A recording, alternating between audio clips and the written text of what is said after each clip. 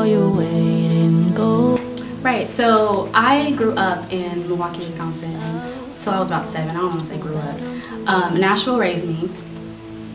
So I moved here, and as soon as I got here, my mom was like, you know, we have to get a better life for you, because in Milwaukee, where I came from, there was no good schools, there was no good programs, and I was always singing all the time, my little Barbie karaoke machine. So she moved us here permanently, and I started going to W.O. Smith Music School. If you do not know where that is, you have to check it out. It's a really good school for music, for children, for underprivileged children. And I went there from age probably, I don't even know. I was a baby. And I graduated from there in high school. So I was playing keyboard and choir. And that was kind of like the start of everything, you know, just in little child choir and playing keyboard and learning music and, you know, learning to compose music, hopefully. So yeah, that was the start. You and your mind, oh, you think no one's writing. Man, there's so many. My mom grew up, I grew up listening to what my mom listened to. And mostly that was like Heart, Jimi Hendrix. She listened to that early rock music. But once I moved here and was able to research people myself and like listen to stuff myself, I fell in love with Brandy.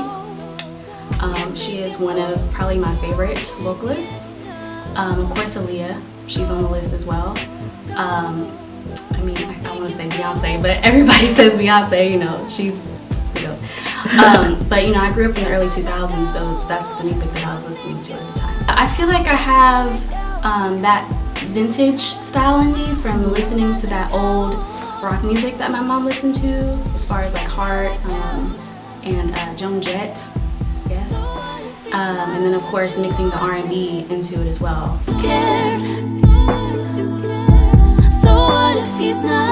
I did not expect that.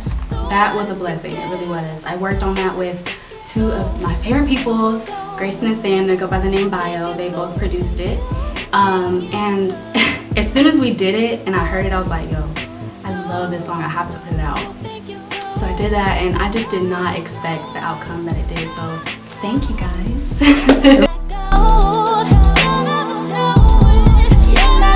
Right, so Hibiscus I made in my 3rd bedroom in my house. For a while, for a couple years now, I've just been accumulating, you know, equipment. I got my machine, my keyboard up there, I work in Pro Tools. And a lot of those songs I've been working on for quite a while. They were sitting in drives. I didn't really know what to do with them, and one day I just went back and listened to them, and I was like, wow, you know, I felt an emotion during those times of when I made them, and I never really felt comfortable enough to share what I fully produced, what I had fully made up in that room. Nobody ever heard it, because a lot of the other stuff that I did was like collaborations with different producers and writers and things. So one day I was like, you know, fear, I have it tatted on me, by the way. It says fear. Don't regret anything that you do, because fear is the #1 reason people do not get to where they want to be. Fear is like one of them things. So I was like, yo, I'm afraid of doing this, but I need to do it.